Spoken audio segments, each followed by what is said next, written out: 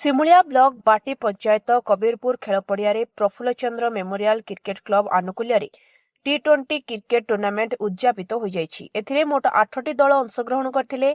Final खेल बाबा Jogeshwar cricket दल पाटना सोर और नरसिंहपुर निर्मल 11 टीम वसुदेवपुर मध्य अनुष्ठित होता। निर्मल 11 टीम टॉस जीति प्रथमे बैटिंग करे निर्धारित 20 ओवर समस्त विकेट हराई 195 रन करथिले। जवाब रे बाबा जोगेश्वर क्रिकेट टीम समस्त विकेट हराई 184 रन करी पराजित होइथिला। दिलीप बेहरा सभापतित्व में पुरस्कार वितरण उत्सव अनुष्ठित होइथिला। मुख्य अतिथि भाव अतिरिक्त जिला आरक्षी अधीक्षक निरंजन मेहरा, सम्मानित अतिथि भाव युव नेता मृत्युंजय बेहरा और समाजसेवी प्रवीण खटुआ विजेता और उपविजेता दल को पुरस्कृत करथिले। जन्मेजय बेहरा, शरद बेहरा, दिलीप बेहरा प्रमुख खेल परिचालना करथिले। क्लब सभापति जितेंद्र बेहरा, संजीव दत्त, हरेकृष्ण जेना, जितेंद्र महांती, कमलाकांत बारिक प्रमुख टूर्नामेंट को परिचालना करथिले। देखो आज को दीर्घ 4 दिन धरी ये कबीरपुर गाँव में जो प्रफुल्ल चंद्र दास मेमोरियल क्रिकेट टूर्नामेंट चलता अंचल 8टी टीम पार्टिसिपेट करते। आज तार फाइनाल मैच थिला।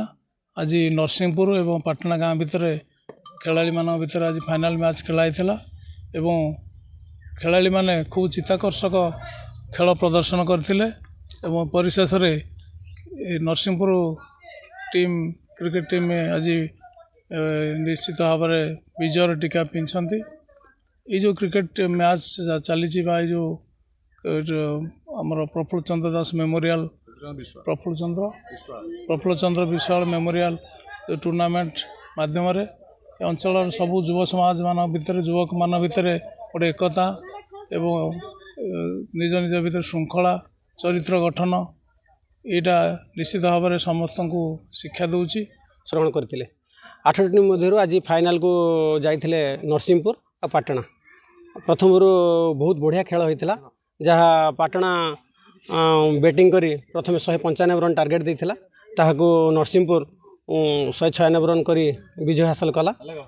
और समस्त छुआ मेम्बर भाई माने बहुत अक्लांत परिश्रम कर मैच टी करते। तेणु यहाँ आज नुह प्रफुल्ल चंद्र मेमोरियल क्रिकेट टूर्नामेंटर यहाँ हूँ 15 वार्षिक। तेणु तांकर स्मृति उद्देश्य आमर ये खेलटी हुए प्रति वर्ष हुए। तेणु आपण मैंने आसवर मु मीडिया भाई को प्रथमतः धन्यवाद जनइबी जे आपण मैंने आसी एठी आम खेलटा को नौचंदी। सिमुलिया बनमाली महाकोट का रिपोर्ट स्वतंत्र ओडिशा लाइव।